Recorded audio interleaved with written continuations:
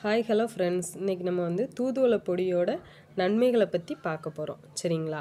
இந்த தூதுவளை பொடியோட நன்மை என்ன அப்படின்னா, இந்த தூதுவளை பொடியை நம்ம வந்து எப்போவுமே ஒரு பவுல், நல்ல ட்ரையான பவுலில் இந்த பாக்கெட்டை கட் பண்ணி போட்டுக்கிட்டு, அது கூடவே நல்ல சுத்தமான தேனை கலந்து வச்சுக்கிட்டிங்கன்னா அது கெட்டு போகாது. தேன்கிறது எப்போயுமே கெட்டே போகாது.